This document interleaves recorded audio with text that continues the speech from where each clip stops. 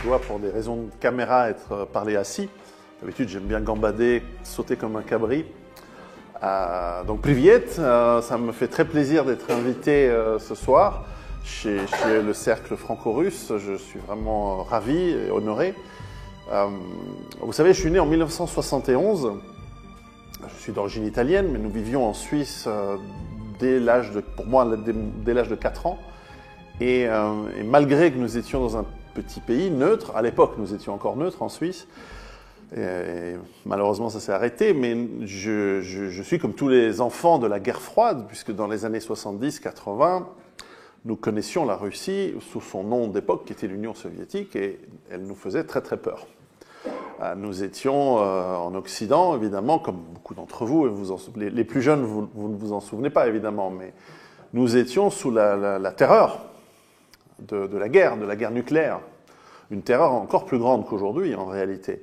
Et je me souviens très très bien, un matin, je jouais dans le jardin, probablement un week-end ou un soir après l'école, je ne me souviens pas de la date et de la période, on pourrait la retrouver facilement en ligne aujourd'hui, où ma mère sort en disant « Pierrot !» à l'époque, c'était « Andropov vient de mourir !» Donc, et nous on dit « Mon Dieu !» J'avais 9 ans. Et pour nous, c'était important. C'est « Mon Dieu, Andropov va mourir. Qui c'est qui va être le suivant ?» Parce que peut-être c'est un fou qui va nous envahir, qui va faire la guerre. Et en fait, alors bien sûr, aujourd'hui, avec du recul, on se rend compte qu'on avait une sorte de psychose. Et je ne sais pas comment était en Union soviétique, comment mes petits camarades de 9 ans, 10 ans, à l'époque, qui étaient comme Somolets ou pionniers en Union soviétique à l'époque, voyaient l'Occident. Est-ce que chez eux, on leur a dit Giscard d'Estaing a été battu, ou c'est Mitterrand le président, au secours, est-ce qu'on va... Je ne sais pas. Mais en tout cas, nous vivions dans une forme de terreur et de peur liée à la guerre nucléaire, qui était considérée l'extermination totale de toute vie sur Terre. On sait aujourd'hui que ce n'est évidemment pas comme ça que ça pourrait se passer, mais c'était terrifiant. Et donc, on s'y intéressait forcément. Donc, depuis petit, j'ai toujours été intéressé à l'histoire, et forcément, donc on était curieux de qu'est-ce qui se passait en Afghanistan, qu'est-ce qui se passait lorsqu'il y a eu la chute du mur, comment allait réagir l'Union soviétique, et puis quand il y a eu le coup d'État, enfin cette tentative de coup d'État complètement ratée, heureusement en 91, où on voyait les tanks dans la rue à Moscou, nous étions, bon là j'avais 20 ans, donc on avait déjà un petit peu de recul, mais on se disait, bon, que va-t-il se passer? Et puis dans les années 90, forcément, eh bien, nous avions, là même les plus jeunes peut-être s'en souviennent, nous avions une image très mauvaise de l'Union soviétique. C'était le monde de la Russie, la nouvelle fédération de Russie, avec des mafias partout. Et d'ailleurs, une partie de ça était vrai. Il y a eu beaucoup de criminalité, beaucoup de chaos économique, beaucoup de difficultés. Et c'est vers la fin des années 90 où, par le biais du travail, j'ai commencé à voyager en Russie et dans les anciennes républiques de l'Union soviétique. Donc j'ai travaillé un tout petit peu et voyagé, bien sûr, en Russie, en Ukraine, dans les pays baltes, beaucoup. Et donc j'ai commencé à connaître un petit peu ce monde mystérieux qui nous faisait tant peur quand j'étais enfant.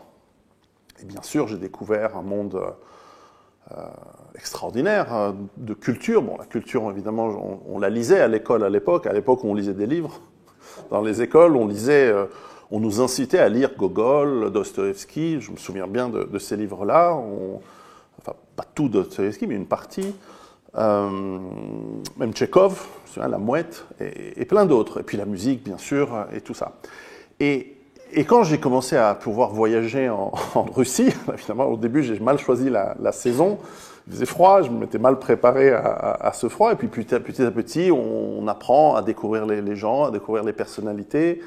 On découvre que c'est pas vrai, c'est pas un pays d'alcooliques, enfin, un peu aussi, mais c'est pas un pays que d'alcooliques à l'époque, c'est un pays de grands ingénieurs, de grande culture, de gens qui peut-être à un premier abord sont difficiles d'accès, je ne parle pas russe, et puis après on découvre par les amitiés, par le travail, des liens, et je suis devenu un grand ami de la Russie, et j'ai été ravi de voir qu'au cours des années 2000, où là j'ai beaucoup plus travaillé avec plus de succès d'ailleurs dans la vente, puisque les entreprises russes, je me souviens de Sberbank, à qui on a vendu des logiciels, j'étais dans les logiciels à l'époque, et des industries pharmaceutiques et plein d'autres, avaient commencé à avoir des compétences vraiment extraordinaire au niveau de ce que je pouvais juger, c'est-à-dire du marketing, de la vente, du business. Évidemment, je ne peux pas être juge des compétences d'ingénierie, mais l'histoire parle pour la Russie. Enfin, c'est un pays qui, quand j'étais petit, Skylab et Soyouz, cette rencontre dans les début des années 70, elle nous avait marqué, et puis toute l'historique qu'il y avait avant, de Sputnik, Gagarine, la première sortie dans l'espace, etc. C'était fascinant, même si on n'aimait pas le communisme, ou on considérait l'Union soviétique comme un danger, qui nous faisait peur, on reconnaissait une prouesse et on avait une estime pour les capacités d'ingénierie de je sais pas, Tchekhov dans la poésie, ou pas Tchekhov, Pouchkine dans la poésie, et plein d'autres choses. Et puis, j'étant moi-même un amateur d'histoire militaire, forcément, des gens comme Zhukov ou Rokossovski, ou même avant des Kutuzov à l'époque napoléonienne, ou qui sont passés chez moi en Suisse, nous ont marqués et sont intéressants à lire, à étudier. Toute l'épopée de la conquête de l'Est par l'épopée tsariste est fascinante et super intéressante. Et puis nous avions aussi la littérature francophone qui, sous forme de, par exemple, c'est Victor Hugo avec le truc où il est aveugle, ils lui mettent le... Comment il s'appelle ? Michel Strogoff, c'est ça qui est... Bon, c'est romanesque, évidemment, mais c'est fascinant. Et puis, il y a cette épopée... Je vous raconte une petite anecdote, et ensuite on parle plus de livres, mais j'avais une petite entreprise qui aidait les sociétés de logiciels américaines à s'implanter et à développer leurs affaires en Europe, au Moyen-Orient, et y compris en Russie.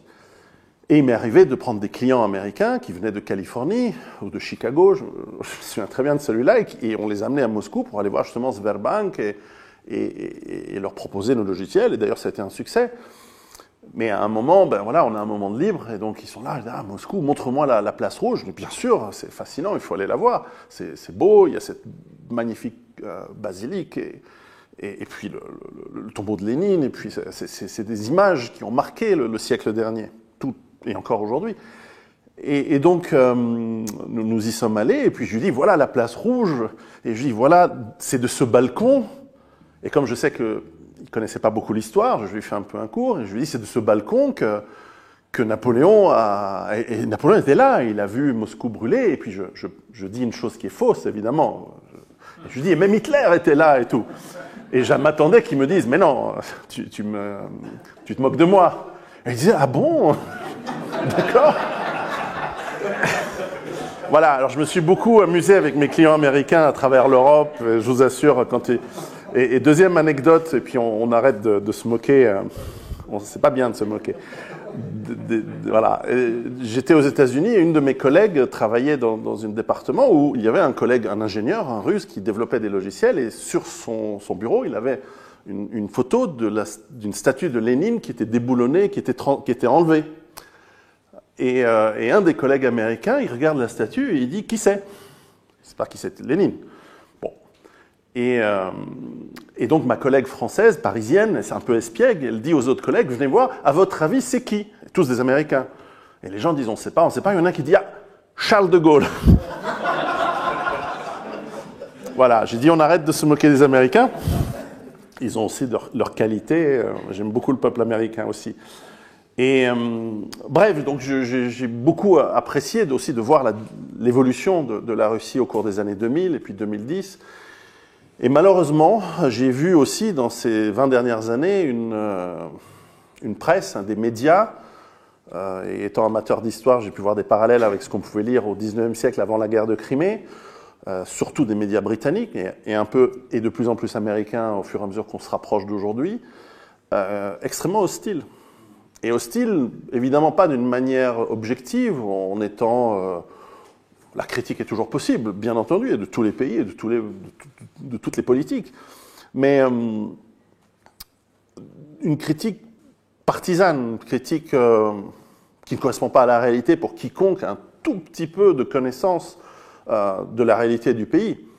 Ce n'est pas une dictature, ce n'est même pas un régime si autoritaire que ça. J'ai moi-même un petit investissement, j'ai un hôtel dans l'Altaï, dans les montagnes de l'Altaï, qu'un ami gère et qui fait, j'espère, prospérer, enfin on espère, mais et qui évidemment se concentre sur de la clientèle russe aujourd'hui, parce qu'il y a très peu de touristes étrangers, malheureusement, mais c'est comme ça.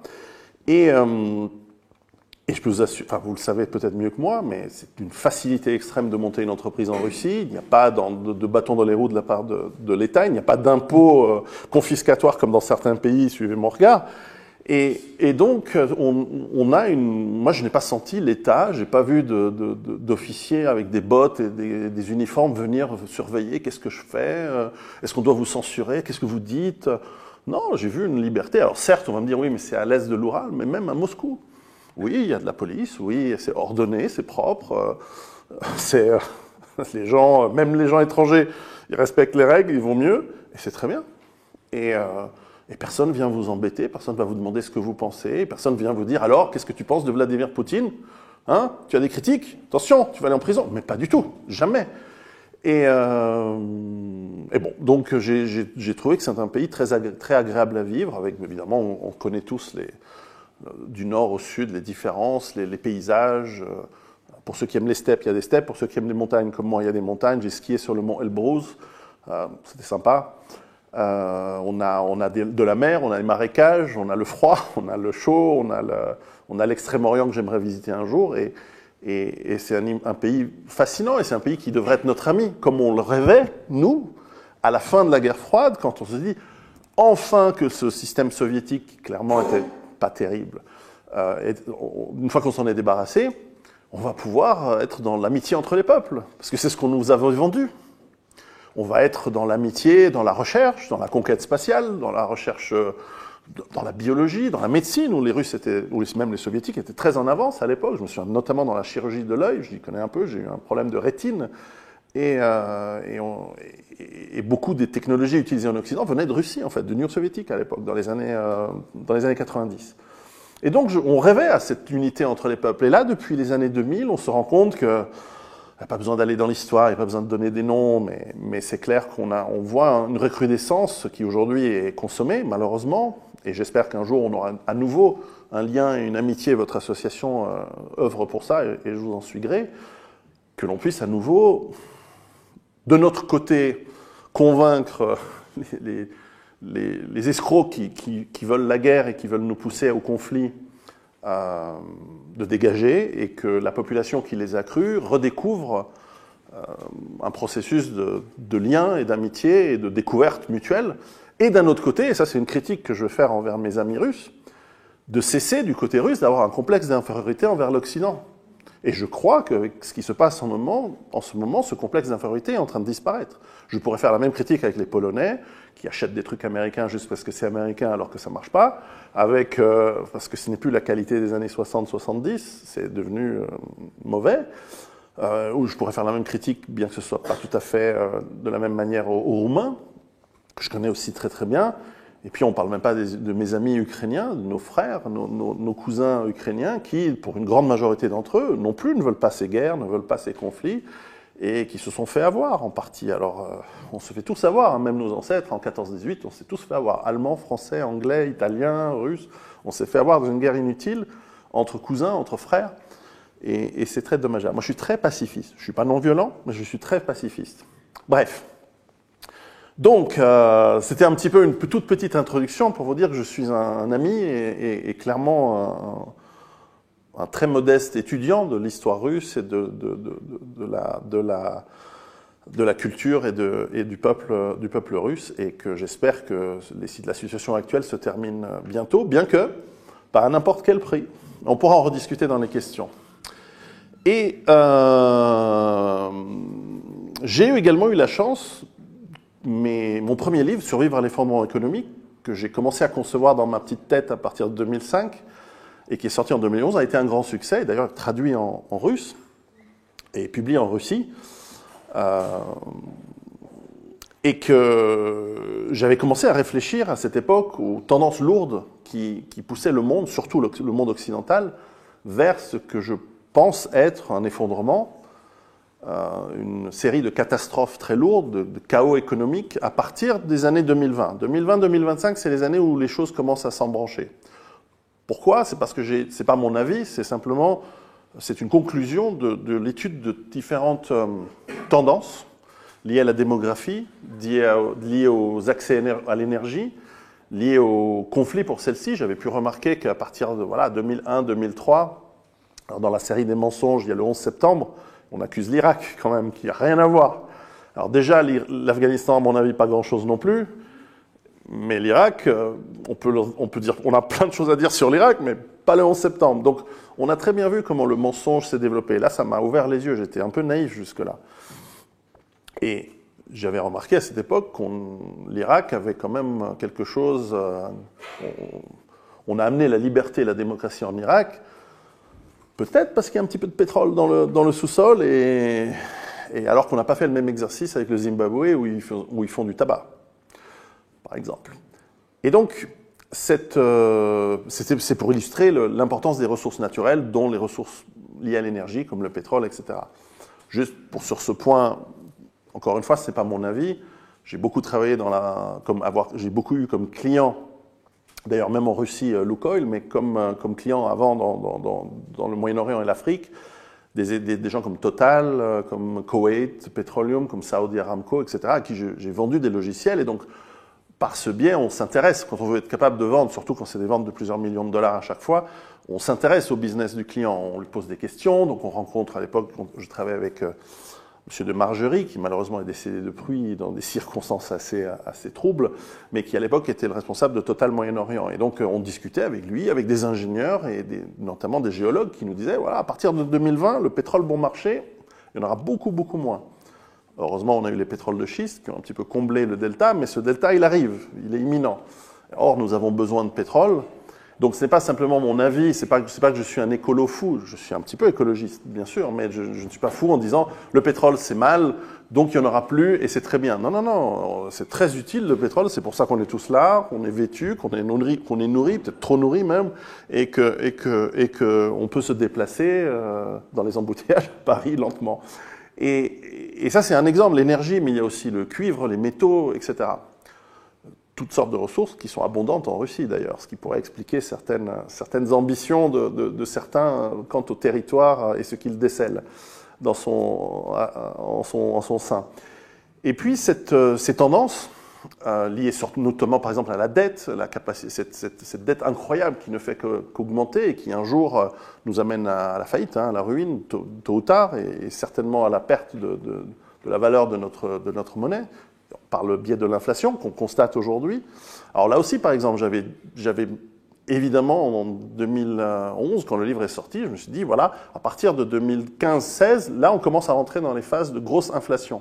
Ça n'a pas été le cas, parce qu'on a inventé les taux d'intérêt négatifs. Sauf que ça nous rattrape. C'est simplement, voilà, j'ai été un petit peu optimiste ou pessimiste, mais en tout cas, voilà, aujourd'hui, cette inflation nous a rattrapés. Et elle est là. On l'a tous senti en faisant nos courses, et nous ne sommes malheureusement qu'au début. Et donc cette fuite en avant financière, cette fuite en avant même politique, puisqu'on a des leaders qui sont non seulement très compétents, mais incroyablement bienveillants, comme vous l'avez constaté ces 20 dernières années, tout parti confondu et pratiquement partout en Occident, eh bien nous amène, et ça je l'avais écrit en 2011, inévitablement la guerre va être une des solutions proposées. Je ne sais pas si elle aura lieu, en tout cas elle a lieu déjà dans certains secteurs, dans certaines régions, elle n'est pas générale. Espérons qu'elle ne viendra pas, mais l'envie de résoudre une solution de faillite par le conflit qui normalement unit les gens, derrière leur leader suprême, derrière leur grand timonier céleste, le petit père des peuples, on verra si ça marche ce coup-ci, je ne crois pas, eh bien peut être une solution d'escroquerie, encore une fois, plutôt de cacher, plutôt que d'admettre qu'on s'est trompé et qu'il va falloir faire pour le coup un reset, un sacrément difficile reset de nos économies, de nos finances et même de la structure sociale fondamentale de nos pays en Occident. Non, non, avouer l'échec et en payer le prix, y compris de leur personne, des responsables des 20-30 dernières années, qui ne sont que d'ailleurs les derniers arrivés, parce que les vrais responsables en réalité étaient bien antérieurs. Mais ce prix ne sera jamais accepté, donc il risque vraiment de nous emmener dans des guerres peut-être définitives pour certains, mais qui peuvent nous emmener loin. Donc ça, je l'avais prévu, j'avais dit, faites attention, en 2011, je disais, faites attention, il y a clairement des pays qui sont ciblés, la Chine, la Russie, et donc logiquement, pour attaquer et aller saisir finalement, in fine, le jeu étant les ressources du sous-sol russe, forcément, on va utiliser les anciens pays de l'Union soviétique, les pays comme l'Ukraine, évidemment. Je n'aime pas mentionner la Géorgie, mais j'aurais pu. Peut-être les pays baltes et autres. Et on voit que cette tendance a eu lieu. Maintenant, la bonne nouvelle, d'ailleurs, parce qu'il y a des bonnes nouvelles, c'est que, par rapport à ce que j'écrivais de manière très pessimiste en 2011, c'est qu'au fond, notre anthropologie a changé. Nous ne sommes plus capables de faire des guerres. Ah, mais par exemple, la peur d'aller à la guerre, elle est légitime, parce que généralement, on se fait mal. Hein, on se griffe, on se brûle, on peut attraper le tétanos, et pire. Et surtout, face à des puissances nucléaires, quand même. Et surtout, pire que ça. Parce que la question n'est pas l'ours russe qu'on attaque avec une cuillère, à mon avis. C'est une belle analogie, je l'aime bien. Mais c'est pas seulement ça. Puisqu'on l'a fait dans le passé. Hein, la guerre de Crimée, elle n'était pas très légitime en réalité. Mais bon, elle a été faite. Et puis à la fin, on a trouvé une sorte d'accord. Alors, certains disent la Russie a perdu, d'autres ont dit les Occidentaux. Mes ancêtres piémontais ont fait partie de cette expédition malvenue d'ailleurs. Et bref,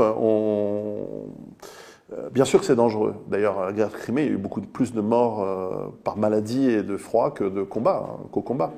Il se disait qu'il faisait chaud en Crimée, ouais, mais pas l'hiver.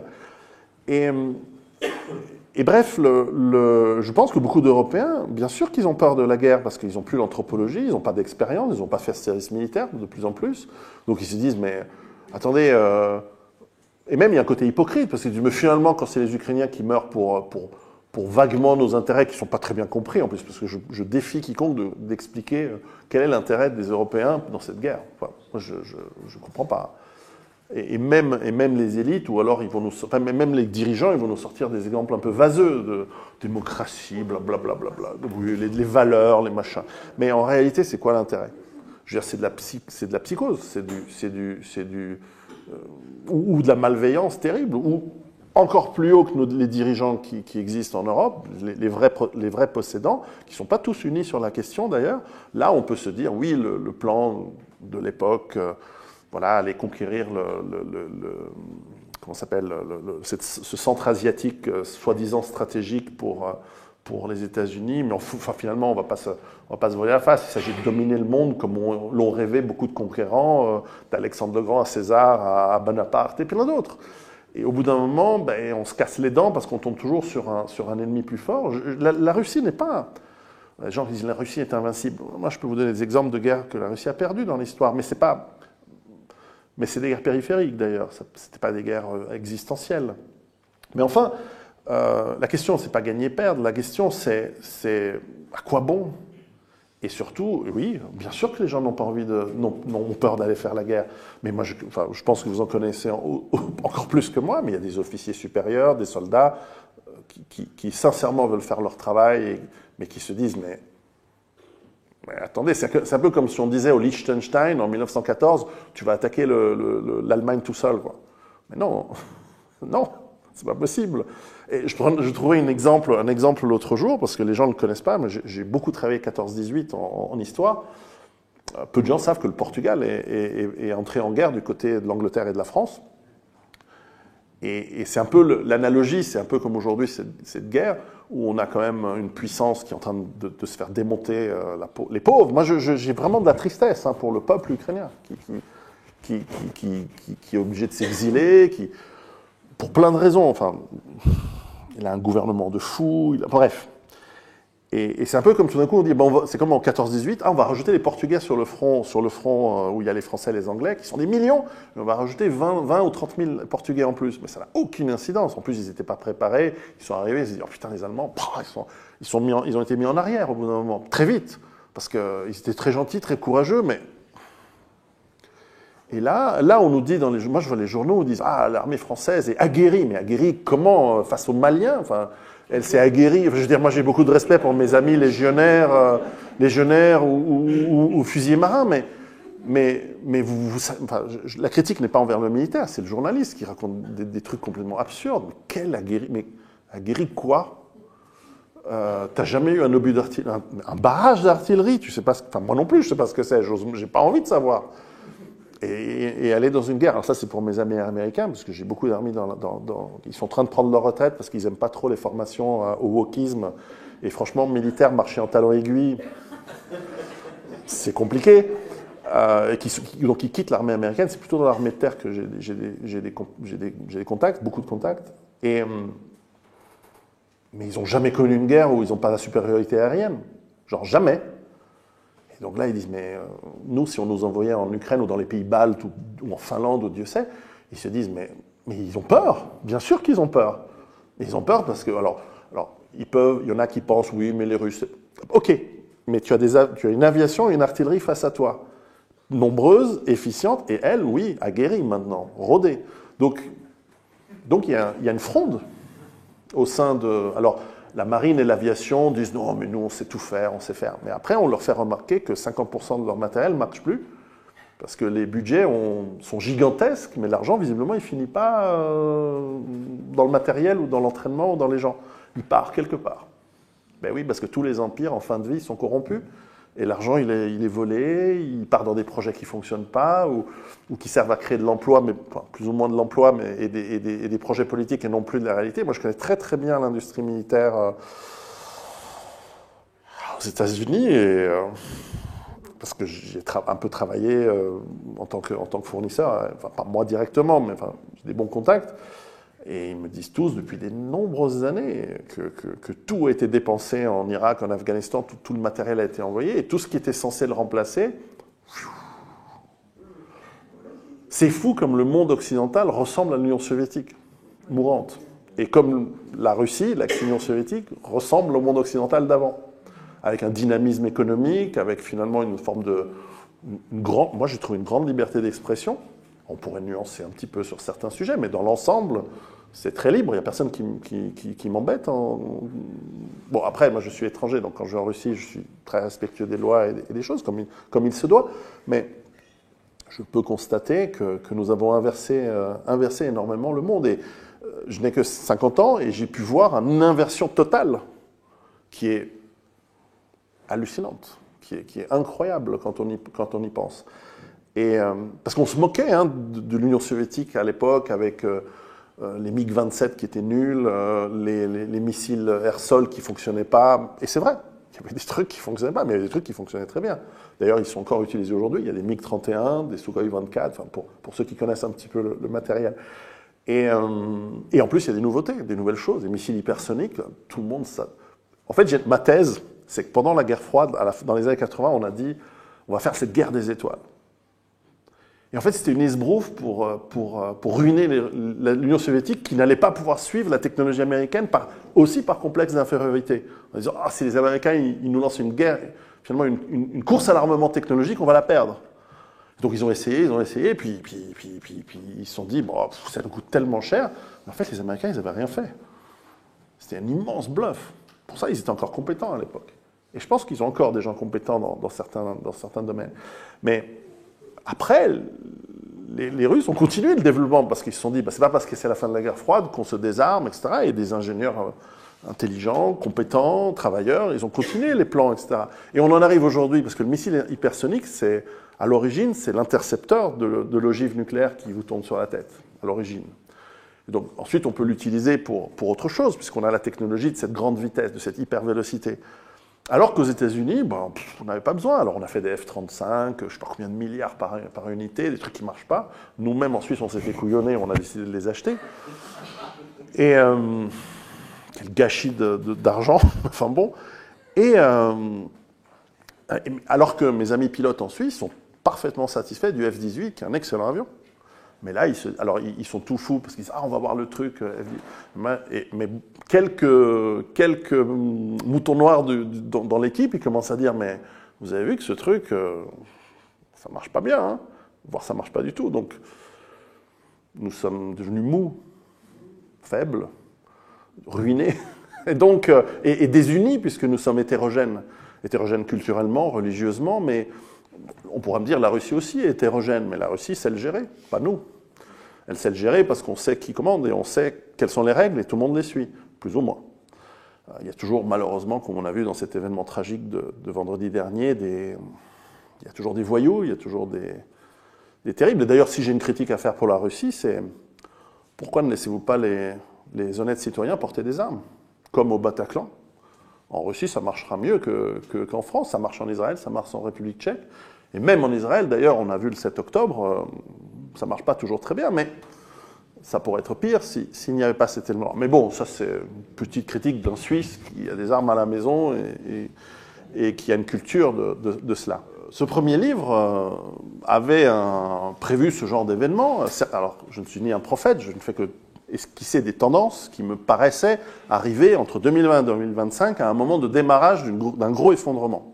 Puis on a eu le Covid qui a un peu ralenti les choses, qui les a empirées, mais qui les a ralenties. Mais nous y sommes en réalité. Et depuis ces 10 dernières années, depuis que mon livre est sorti, et j'en ai écrit d'autres pour affiner un petit peu les concepts, j'ai même écrit un livre sur les pandémies en 2016 en disant « Attention, on a un risque de pandémie statistiquement bientôt, donc voilà qu'est-ce qu'on doit faire pour se préparer, etc. » C'est-à-dire pas du tout ce qui a été fait. Et beaucoup de mes lecteurs me disent « Bon, c'est très bien, tu nous apprends à... » Parce que mes livres ne font pas que d'expliquer les problèmes, mais donnent des solutions à l'échelle individuelle. Qu'est-ce qu'on peut faire pour se préparer, faire des stocks. Et d'ailleurs, l'exemple de la Russie, enfin de la transition de l'Union soviétique à la Russie était expliqué dans le livre, puisque je parlais de ces jardins, des jardins ouvriers, mais aussi des dachas où beaucoup de gens, finalement, faisaient leurs concombres, leurs choux, leurs pommes de terre, leurs tomates, en fonction des saisons, et qui les ont beaucoup aidés pendant la crise des années 90, qui était une crise très très dure, surtout dans la première moitié, où tout d'un coup, les réseaux de production, les réseaux de distribution étaient cassés. Et puis, une économie planifiée qui fabriquait des moteurs d'avion à Kiev, des fuselages à Rostov, et puis que sais-je, les pneus dans l'Oural. Maintenant que tout est découpé, partagé, vendu à des oligarques, etc., comment on coordonne de nouveau tout ça? Il n'y a pas de pouvoir central qui dit vous devez produire 10 000 trains d'atterrissage qui sont envoyés dans une usine d'assemblage à Smolensk, dans laquelle arrivent 400 moteurs chaque année de Kiev et, je ne sais plus ce que j'avais dit, des fuselages et 300 fuselages de Rostov. Il n'y a plus personne qui coordonne ça. Et c'est pareil pour la nourriture. Chaque communauté agricole, kolkhoz ou autre, faisait sa nourriture, mais elle la vendra à qui? Qu'est-ce qu'on fait de ces ces milliers de tonnes d'oranges en hiver qui poussent en Crimée? On les envoie à qui maintenant? À Saint-Pétersbourg, mais c'est pas notre pays. Maintenant, c'est la Russie. Nous, on est en Crimée. Alors, petit à petit, ça s'est remis en place, mais les premières années ont été extrêmement difficiles. C'est fascinant à découvrir. J'ai d'ailleurs suivi à cette époque, plutôt dans les premières années des années 2000, un cours à l'Université de Genève sur l'économie de l'Union soviétique. C'est fascinant de voir comment une économie s'était organisée avec des planifications. C'est pas complètement inefficace d'ailleurs. Il y avait des choses qui marchaient très bien, mais une fois que ça s'est cassé, c'était un chaos total, forcément. Et donc, pendant que cette économie s'est reconstituée, s'est réorganisée très très difficilement, eh bien, les gens ont un peu quand même survécu grâce à leur petite production propre, grâce au marché parallèle, grâce à la débrouille. Ça, je trouve que le peuple russe a un point commun, et pas que le peuple russe, les Caucasiens aussi, encore plus, ont un point commun avec nous autres Italiens. Enfin, moi, je suis d'origine italienne. Je ne peux pas dire Suisse sur ce point-là, sur le côté débrouille. Les Suisses ne sont pas dans l'approche débrouille, ils sont dans l'approche responsable, organisée, à l'heure, tout fonctionne bien, toujours, quasiment toujours. On a eu notre premier cas de terrorisme cette année. On a quand même un type avec une hache qui a bloqué 14 personnes dans un train pendant 6 heures. Je suis scandalisé que 14 personnes n'aient pas sauté sur le type tout de suite. C'est trop facile, un type avec une hache. Enfin bon. Bon, la police est venue, ils sont arrivés à 140 policiers, ils l'ont abattu. C'est overkill, évidemment. Mesquine, comme on dit, quoi. Le pauvre. C'est un fou, quoi, c'est sûr. Bref. Déséquilibré, possédé par son hache. Et donc, les gens me disent, ton livre nous stresse, nous fait peur, nous angoisse, alors que tu es censé nous amener des solutions. Des solutions sur l'autonomie, sur la résilience, certes. Tout ça, je les explique en détail, j'explique comment faire et tout. Et je vous laisserai peut-être découvrir cet autre livre un jour, mais en attendant, tu nous fais peur. Et moi, je dis, mais c'est exactement ce que je ne voulais pas faire. Je voulais au contraire vous dire, attention, il va se passer des choses graves, on va dans une période difficile. Et on est dans une période difficile maintenant. Et on est même d'une personne dans une période où on nous met en danger de plus en plus. On n'a plus de sécurité, on n'a plus de prospérité pour la moyenne. On a des troubles civils qui commencent à gronder. On l'a vu l'année dernière en juin. Bien sûr que c'est angoissant. Et donc j'ai commencé à réfléchir déjà il y a 8 ans, mais puis ça s'est accéléré depuis le Covid, à comment je peux amener des solutions à cette peur et à cette angoisse qui s'enchaîne et d'ailleurs qui est utilisée de plus en plus comme manière de nous gérer de la part des États. On nous fait peur et simplement la différence, vous allez me dire, c'est pas nouveau. Depuis toujours, on désigne un ennemi qui nous fait peur et qu'il va falloir nous préparer et payer des impôts pour le combattre et donc servir une caste dirigeante. Bien sûr, bien sûr. Mais aujourd'hui, on ne nous apporte pas la solution. Avant, on nous disait, ne vous en faites pas. Oui, certes, l'allemand nous fait peur, ou l'espagnol moins, l'italien encore moins. Mais bref, on a des ennemis extérieurs, intérieurs, on a des problèmes économiques. Faites-moi confiance, je gère. Donnez-moi votre argent, faites-moi confiance, je vais gérer ça pour vous, je vais vous protéger, je amènerai ou je re-amènerai les conditions de la prospérité. Bon, c'est un contrat social quelque part. Mais depuis une dizaine d'années, et particulièrement depuis le Covid, c'est peur, sur peur, sur peur. Les débats politiques, c'est attention, on a peur de ça. L'immigration, la guerre civile, peu importe. Et sans doute sont-elles justifiées. Et les autres disent attention, les Russes vont nous envahir. 140 millions d'habitants sur un territoire aussi grand, est-ce crédible qu'ils aient envie d'envahir, sans aucune idéologie particulière, envahir l'Europe? Se farcir à nouveau les Polonais, les Allemands, c'est compliqué à gérer. Moi, j'adore les Polonais, mais ils ont un problème avec les Russes, et avec les Allemands, et avec tout ce qui n'est pas polonais. Mais bon, ils sont adorables à part ça. J'adore. Mais non, bien sûr que non. Mais on essaye, on va nous faire peur. Attention, ils vont venir manger vos bébés. Bon, on n'a plus de bébés, de toute façon, donc il n'y a rien à manger. Et bref, et puis, qui voudrait gérer un pays comme la France? Qui voudrait conquérir la France aujourd'hui? C'est le cauchemar. Moi, je suis votre voisin. On me dit, tiens, tu deviens gauletier pour le Bruxelles de la France. Mais jamais. D'abord, je ne parle pas arabe, pas très bien. Non, c'est trop compliqué. C'est trop compliqué. Donc c'est absurde, mais malgré tout, ils essayent, ils nous font peur. Et puis ensuite, c'est l'inflation, attention, alors c'est la faute de Poutine pour l'inflation, et en plus, on n'a plus de gaz pour se chauffer. Donc à chaque fois, on rajoute des peurs. Des peurs parfois réelles et légitimes, mais sans solution. Et ça, c'est une nouveauté. On nous fait peur sans solution. Donc ce livre tombe juste, encore une fois, comme peut-être celui de 2011 qui tombait juste, et il est en train de démarrer en trombe, il n'y en a bientôt plus, donc on va devoir réimprimer, mais en tout cas, il cartonne. Alors, qu'est-ce que j'ai essayé de faire dans ce livre? Tout d'abord, j'essaie de faire comprendre à mes lecteurs qu'est-ce que c'est que la peur. Parce que si on ne comprend pas quelque chose, on peut ni la combattre, et vous allez voir, il ne s'agit pas de combattre la peur, ni la maîtriser, ni la gérer, et donc il faut la comprendre. Et pour comprendre la peur, on se rend compte que, pour faire très très simple, parce que comme vous avez vu, c'est un livre assez épais, il peut être très utile dans le métro en cas d'agression, vous lisez votre livre, quelqu'un vous embête, vous l'assommez à coups de livre, pas trop, parce que sinon il meurt, et après vous avez des embêtements de toutes sortes, mais c'est presque aussi bien que porter une arme comme on le fait en Suisse chez nous, au cas où il y aurait quelqu'un avec une hache. J'ai plein d'idées dans ma tête, donc je me refocalise, je me reconcentre. Comprendre la peur, c'est comprendre que c'est une émotion qui est suscitée par notre cerveau, comme toutes les émotions, qui, lorsque nos organes sensoriels ressentent ou voient ou sentent un danger, avant même qu'on en ait conscience, nous donne déjà un signal d'alerte qui met en marche un certain nombre de réactions physiologiques du corps, via l'amygdale, via l'hypothalamus, via le thalamus qui est au-dessus, etc., et qui va nous donner une réaction, accélération du rythme cardiaque, mobilisation du muscle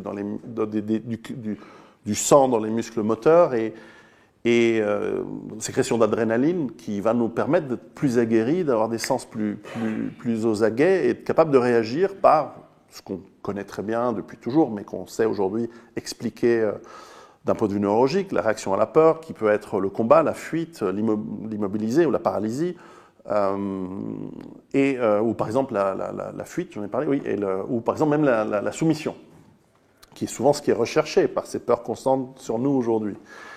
Et ces réactions, elles peuvent être normalement assez justes et très bonnes, puisque face à un lion, vous n'allez pas combattre. A priori, si vous êtes tout seul, vous allez fuir. Et je prends l'exemple du lion parce que notre évolution s'est faite sur plusieurs milliers d'années où nous n'étions pas tout à fait en haut de la chaîne alimentaire, on était plutôt au niveau de la nourriture pour chat.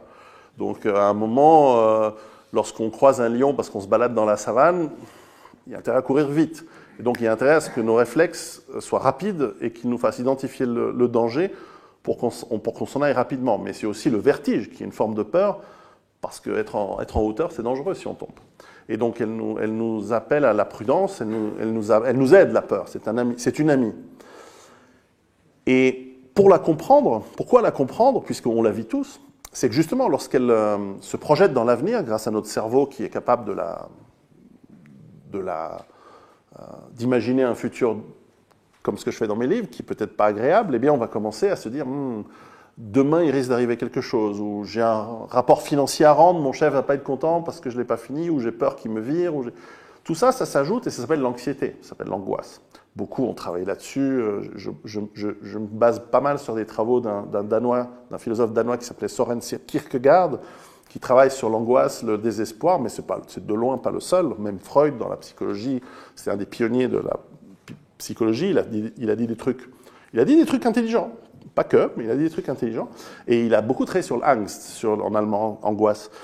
Et donc, cette compréhension de la peur va nous permettre de la gérer de manière consciente. Pourquoi? Parce que lorsqu'on la projette dans le futur, elle nous crée des anxiétés, et ces anxiétés répétées nous créent des dommages physiques, psychiques, dépression. On est dans les pays avec les plus hauts taux de dépression au monde. C'est pas par hasard, on nous fait peur constamment. Donc physiologique, les maladies somatiques, beaucoup de cancers semblent être de plus en plus prouvés, être provoqués par le stress, par l'excès de peur et d'angoisse sur une durée prolongée, parce que, encore une fois, nous n'avons pas évolué dans un environnement où il y avait des petits chefs, où il y avait des gouvernements qui nous faisaient peur. Pendant des millions d'années, notre peur était ponctuelle. Un lion, un danger, on se met à l'abri, ou on se met à plusieurs et on combat, mais après c'est fini. Soit on est mort, soit on a été mangé, soit on a survécu, et nos ancêtres ont tous survécu puisque nous sommes là. Donc normalement on a développé les bons réflexes, et ça s'arrête. Et ensuite on relaxe. Et le corps est fait parfaitement pour ce pic d'adrénaline, ce pic d'hormones, ce pic de réaction au stress, et ensuite on se calme. On se dit oulala, ça s'est bien passé, pardon pour le micro. Mais le corps n'a jamais été conçu pour avoir des embouteillages tous les matins, avoir des chefs qui nous embêtent, on mourrait jeune, donc forcément d'avoir un époux ou une épouse qui nous embête toute la vie. Des fois pas, des fois ça se passe bien. Des enfants pour lesquels on stresse. Avant c'était géré, c'était un petit périmètre, on savait ce qui se passe. On était habitués à être entre nous. Il n'y avait que des gens comme nous, c'était en plus presque tous des cousins. Pas tout à fait, parce qu'on connaissait quand même la tribu d'à côté. Mais il n'y avait pas, si on avait une tribu de 100 personnes, il n'y avait pas une tribu de 50 personnes qui débarquaient d'un autre continent comme ça, d'un coup. Non, ça s'appelait une invasion et c'était la guerre. Mais ça n'existait pratiquement pas pendant des millions d'années. Et donc, on n'avait pas ces stress prolongés. On n'avait pas la peur dans le métro de se faire agresser, de sortir de chez soi, de raser les murs en disant « oulala ». Et en plus, en disant « si je réagis, si je me défends avec le livre de Pierron en donnant un coup sur la tête, je vais finir en prison parce que je me suis défendu et on va dire que je suis raciste ». Non, non, non, ça n'existait pas tout ça. Donc nous n'avions pas de stress prolongé. Donc on ne pourrait pas le savoir pour les cancers, mais je travaille dans le tome 2 sur les paléomaladies, donc qu'est-ce qu'on avait comme maladie avant, pour donner une idée par rapport à aujourd'hui. Et on voit très très bien, en tout cas par rapport aux os et par rapport aux nerfs, parce qu'ils laissent des traces. On n'avait pas de caries, bon ça c'est normal, c'est une question de nutrition, mais on voit qu'il y avait peu visiblement d'effets de maladies somatiques. Probablement on mourrait beaucoup parce que le copain avait piqué notre femme et on lui a fracassé la tête. Ça, c'est ce qui arrivait souvent. Parce qu'on peut le constater dans les tribus primitives existantes aujourd'hui, qu'une des premières causes de mortalité, c'est les hommes jaloux. Bon, donc mesdames, faites attention autour de vous. Mais voilà, c'est à nous aussi de nous maîtriser, évidemment. Mais Bref, je m'égare. Donc, cette peur nécessite d'être comprise pour pouvoir la gérer. Alors, comment on va commencer à la maîtriser et à la gérer? J'ai fait le choix d'écrire un livre en 2 tomes. Un premier tome qui est une approche d'abord philosophique et mentale. Et un deuxième qui sera plus physique et peut-être comportementale sur certains points. Et pourquoi philosophique? Parce que nous avons des peurs fondamentales qui s'ajoutent à nos peurs réflexes. Il n'y a pas que la peur du danger, il n'y a pas que le lion qui vous saute dessus qui vous fait peur dans la vie. En fait, il y a des peurs extrêmement profondes et extrêmement angoissantes qui sont la peur de l'inconnu, la peur du rejet, de se retrouver seul, parce que dans la savane, ça voulait dire qu'on allait finir face au lion, tout seul, si on n'était pas en groupe. J'ai expliqué à mes enfants l'autre jour comment on fait lorsqu'on est pour que l'humain soit vainqueur par rapport à un lion. On est allé en Tanzanie à Noël pour voir les parcs. C'était extraordinaire et j'ai beaucoup travaillé en Afrique, donc je connais un petit peu. Donc voilà, je les ai amenés. Et il suffit de 4 personnes pour battre un lion. 4 personnes avec 4 bâtons pointus, et le lion, il n'a quasiment aucune chance de survivre. Maintenant, il y en a un sur les 4 qui va prendre un gros risque. Parce que le lion, quand il s'en approche de un, il se fait piquer les fesses par un des autres, donc il ne sait plus où tourner de la tête. Alors après, s'il y a 2 lions, c'est différent. Mais en tout cas, 4, et c'est ce que font beaucoup de tribus africaines, traditionnellement, ils envoient leurs jeunes au début de l'adolescence, en disant, si vous voulez être des hommes, vous tuez un lion. Allez-y. Vous êtes à 4, 5, 10, allez-y. Partez 1 semaine, 2 semaines, etc. Ils coupent des armes, ils se fabriquent des pieux, etc. Puis au bout d'un moment, le lion, il en a marre de se faire piquer les fesses, alors il en attaque un, et au moment où il en attaque un, tout le monde le plante, et il est mort. Bon, ça peut prendre 1 ou 2 minutes. Donc celui qui s'est fait attaquer, il a un petit moment de solitude, là, tout d'un coup. Mais ça fonctionne. Bref, on a une autre angoisse plus lourde, c'est la peur de la mort. Parce que la mort, c'est un petit peu compliqué. Pendant longtemps, on mourait par blessure. Bon, ça, on comprend. Ah oui, il s'est cassé une jambe. On mourait au combat. Il s'est fait écraser par un ours ou mordre ou tuer par le lion. On comprend ça. Bon, il n'est plus là, il n'est plus là. Mais quand on commence à mourir de vieillesse, parce qu'on est devenu capable de se défendre par rapport au lion, et même on devient tout en haut de la pyramide alimentaire, et qu'on commence à mourir, bon, c'est tous, surtout quand on vieillit, on se dit, mais qu'est-ce qui va se passer? Et donc on développe le mysticisme, la spiritualité, et puis plus tard les religions qui nous donnent des solutions, qui nous organisent, même qui organisent la vie, qui nous rassurent. Et donc elles sont très utiles. Donc j'explique un petit peu cette approche. Donc comment est-ce qu'on fait face à la mort? Je ne vous dis pas comment faire. Je vous pose les questions et dans chaque chapitre, il y a bien sûr des entretiens avec des spécialistes, parce que je ne suis ni neurologue, ni psychiatre, ni spécialiste particulièrement... je n'ai pas fait 10 ans d'études sur la peur, j'ai fait que 8 ans de recherche, ça va. Et j'ai lu des centaines de documents scientifiques pour essayer de comprendre la physiologie, mais j'ai interviewé des gens au niveau du prix Nobel. Par exemple, le grand spécialiste mondial de l'angoisse et de la peur, c'est un Américain qui s'appelle Joseph Ledoux, qui doit être d'origine française à la base, ou visiblement de la Louisiane, et qui explique comment fonctionne la peur, etc. Et puis plein d'autres, des philosophes, des spécialistes du stress post-traumatique qui nous expliquent comment fonctionne la réaction à la peur lorsqu'on a été à la guerre, ou lorsqu'on a eu des traumatismes très importants, des agressions notamment. Et dans chaque chapitre, j'ai des exercices, parce que mon objectif... D'abord, je ne serais pas crédible si je vous donnais simplement mon avis. Ce serait d'abord arrogant et peut-être finalement peu crédible. Parce que je n'ai que 50 ans, je ne peux pas tout savoir. Alors que les exercices nous poussent à réfléchir sur nous, faire un travail sur nous-mêmes, d'essayer de comprendre qu'est-ce qui nous fait peur et pourquoi ça nous fait peur. Quels sont les traumatismes qui ont créé les conditions pour lesquelles on a peur de quelque chose, notamment de la mort, notamment d'autres peurs qui peuvent se mettre en place. On a aussi des phobies, on a toutes sortes de craintes dans la vie qu'on peut développer. Et puis, faire face, donc une grosse réflexion sur la religion, et de là, j'enchaîne sur une forme de connaissance de soi-même. Je ne sais jamais si c'est Aristote ou Socrate qui dit « connais-toi toi-même », mais ça va être Socrate. Mais peu importe, c'est un grec brillant. Et comme beaucoup des Grecs brillants de cette époque-là. Et donc, nous allons travailler sur découvrir qui nous sommes, encore une fois, ce n'est pas moi qui vais vous dire qui vous êtes, c'est vous qui allez faire ce travail par les exercices, mais basé sur une trame de réflexion que je vous propose, et puis qui nous sommes pour savoir où on va.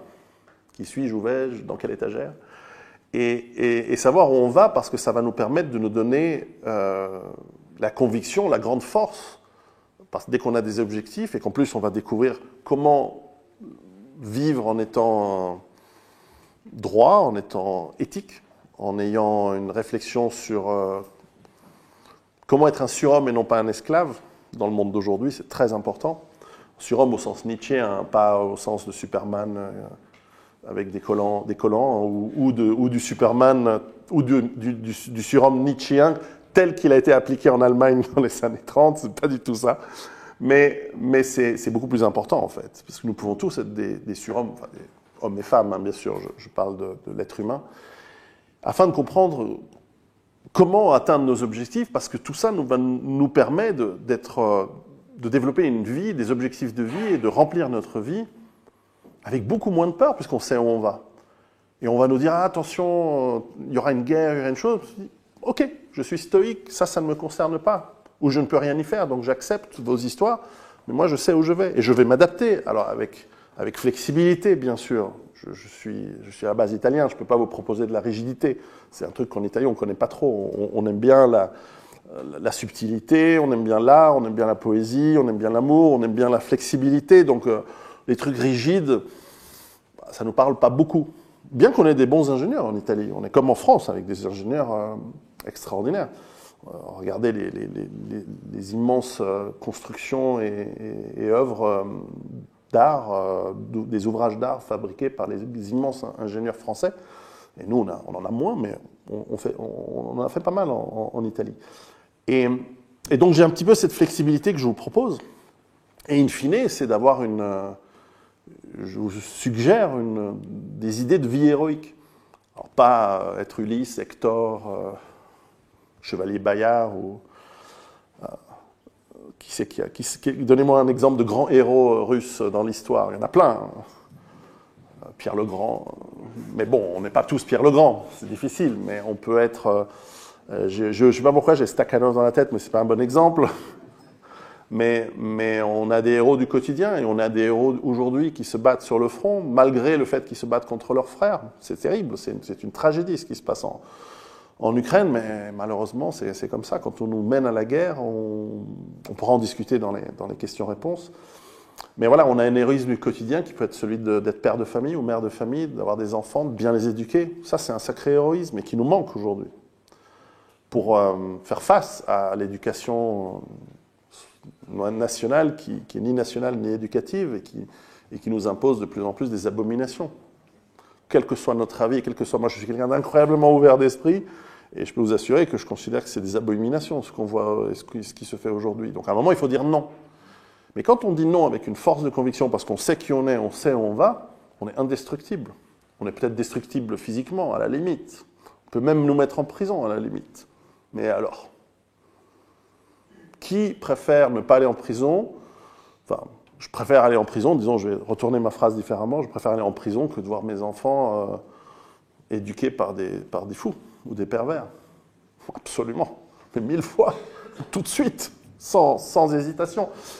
Et d'ailleurs, ils ne sont pas éduqués par des pervers parce qu'on fait l'effort. On va aller voir l'école, on va voir le gouvernement, on fait du lobbying et on dit non. Mais pour ça, il ne faut pas avoir peur. Combien de fois j'entends des gens qui disent « Oui, mais si tu te défends, tu vas aller en prison. » Mais alors, c'est quoi cette manière de réfléchir? Non seulement on a le droit de se défendre, si on est en légitime défense, mais on a le devoir de nous défendre. Parce que chaque agresseur neutralisé n'agressera plus personne. Mais à un moment, bien sûr, ça veut dire qu'il faut savoir choisir pourquoi et comment on se bat, par exemple dans ce cas-là, mais il n'y a pas que celui-là. Et donc, je ne sais pas si je suis dans les temps, mais peut-être pour conclure, ce que j'essaye de faire dans ces livres, c'est en fond de nous rendre plus libres. Parce qu'avec la maîtrise, nous sommes plus capables d'être nous-mêmes et donc moins subir. Et donc ces peurs répétées qu'on va nous mettre sans arrêt par-dessus, elles vont nous... Soit elles vont nous glisser dessus, on va se dire, oui, bon, bah ok, ils veulent nous faire peur, mais j'ai de quoi vivre sans. Et ça se relie avec mon travail précédent qui était sur l'autonomie et la résilience, puisque par exemple, lorsqu'on nous a fait très peur avec le Covid au début, avec les confinements, attention, si vous faites des bisous à votre grand-mère, vous allez la tuer, et tout ça. Et c'était tragique pour les enfants d'entendre des messages comme ça. Il fallait les rassurer, il fallait leur dire non, mais c'est pas vrai ce qu'ils disent, t'en fais pas. Même si c'était vrai, ça n'a pas été le cas. Mais même si c'était vrai, il faut dire aux enfants, mais non, bien sûr que c'est pas ta faute. C'est n'importe quoi ce qu'ils disent. Et quand il y a eu le confinement, je suis allé dans ma ferme, parce que j'habite dans une ferme avec, avec ma production de nourriture, mon autonomie, mon électricité, tout ça. Et en plus, ne plus être avec des gens. Je suis très sociable, mais je suis très solitaire. Donc moi, j'étais, c'est génial, je vais être tout seul pendant 2 mois, enfin tout seul avec ma famille. Et j'ai pas eu peur du tout. J'ai eu un petit moment de stress, oui, ça c'est certain. Le jour du confinement, je me suis dit, bon, maintenant tout le monde va stresser, je ne sais pas ce qui va se passer. Donc on a mis en place les procédures nécessaires pour protéger l'accès à la ferme, pour être sûr que personne vienne de manière bizarre, parce qu'on ne sait jamais, il y a des fous. Puis ils me connaissent, donc on ne sait pas. Ils s'imaginent que j'ai beaucoup de boîtes de conserve qui peuvent venir voler, c'est vrai. Mais c'est surtout un potager, donc voler le potager, je ne sais pas, mais ils peuvent mal réfléchir. Vous savez à quel point on est entouré de déséquilibrés, de fous. Donc on était prêt à cette éventualité-là, donc on a eu 2-3 jours de stress, et puis ça s'est calmé. Puis on s'est dit, mais au fond, on est bien, puis ça s'est très bien passé. On n'a pas oublié le problème, on n'a pas oublié qui a voulu nous faire peur et qui nous a escroqués depuis le début. Alors je parle pour la Suisse, je suis sûr qu'en France ça s'est bien passé, que c'était parfait, que c'était compétent, c'était génial, ils savaient ce qu'ils faisaient, ils voulaient votre bien. En Suisse, on a quand même une vraie défiance de la population par rapport à l'État. C'est pour ça qu'ils n'ont pas fait de confinement d'ailleurs. Mais en tout cas, on était serein. Moi, j'étais serein et je n'avais pas peur. Et donc, j'ai utilisé la peur des années à l'avance pour me préparer, pour que le jour de l'événement, tout se passe bien. Parce qu'on peut être prêt aux crises, on peut faire face. Mais si vous n'êtes pas prêt mentalement, toute votre préparation, elle tombe à l'eau, elle est plus efficace. Et donc, ça demande un travail, ça demande des exercices. Ils ne sont pas en soi difficiles. Ils vous demandent un effort d'introspection qui, parfois, est douloureux. Parce que quand on va rechercher les causes de nos peurs, on tombe sur des problèmes qu'on a eu dans l'enfance, peut-être même une éducation de nos parents qui était mauvaise ou parfois basée sur une bonne volonté, mais avec des mauvais résultats. On a tous eu des parents qui ont fait ce qu'ils pouvaient, j'espère, et le mieux qu'ils pouvaient, peut-être. Mais parfois, ils se sont fourvoyés, ils ont fait des erreurs, et on peut les comprendre. Et nous aussi, avec nos enfants, nous faisons des erreurs. Ce n'est jamais parfait, mais en tout cas, on peut retravailler sur cela. Ce n'est pas une fatalité. Bref, j'espère vous éviter des années de thérapie avec ce livre. C'est beaucoup moins cher et plus rapide que de la psychothérapie pendant des années, quoique elle peut être utile. Je ne prétends pas remplacer entièrement, mais je pense que ça vous fait avancer. Et à la fin, encore une fois, l'objectif, c'est d'être plus fort, d'être plus indépendant, plus libre, et donc moins subir la peur. Et c'est ce qu'on doit tous faire, en fait. On doit reconquérir notre liberté, parce qu'on nous l'a volée depuis bien longtemps. Je vous remercie, et j'attends avec impatience vos questions.